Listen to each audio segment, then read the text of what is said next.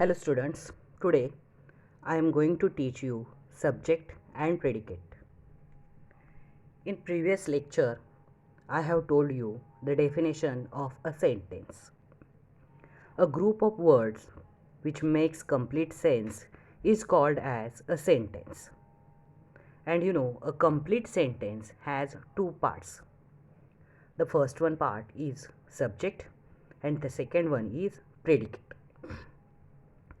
Doer of the action is the subject, and the action done by the doer could be the predicate. To know more about the subject and predicate, let's read this sentence. People from all nations go to see the Eiffel Tower. This is a sentence. Well, students, when we make a sentence, we do two things. The first one thing we do is that we name some person or thing. And the second one thing we do is we say something about that person or thing. In other words, we must have a subject to speak about and we must say something about that subject. Means we must predicate about that subject. Hence, every sentence has two parts. Now let's read this sentence again. People from all nations go to see the Eiffel Tower. Here in this sentence, the colorful part of this sentence is an indicative of the subject. It is the naming part. That's why it is a subject.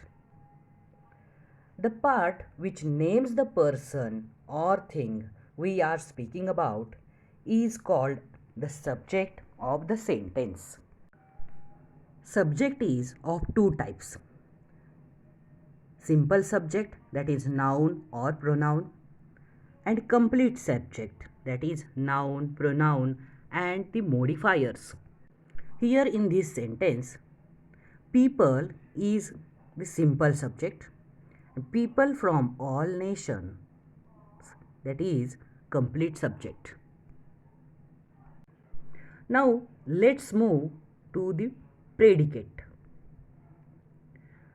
Here in this subject, in this same sentence, the colorful part of this sentence indicates predicate. It is the telling part of the sentence. That's why it is predicate. The part which tells something about the subject is called the predicate of the sentence.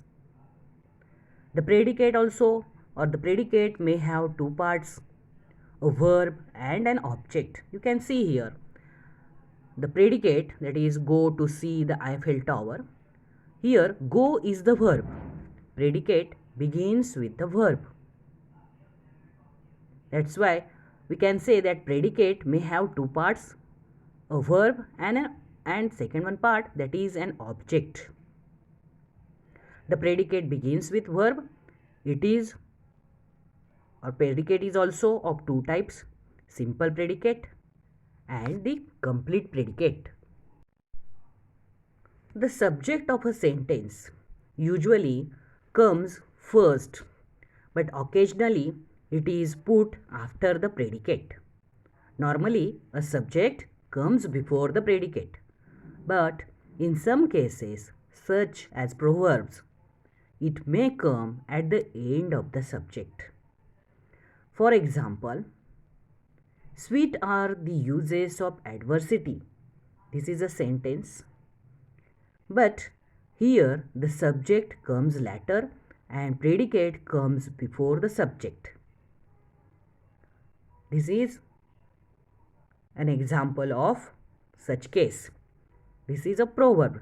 Sweet are the uses of adversity. The uses of adversity is the subject. Are sweet, that is the predicate. Subject may be missing in imperative sentences. Here are some of the examples of imperative sentences. You know that orders, commands and requests come under imperative subject sentences. Keep quiet, sit down, stand up. These are the imperative sentences. Now, in imperative sentence, the subject is left out. You can see. For example, keep quiet, sit down.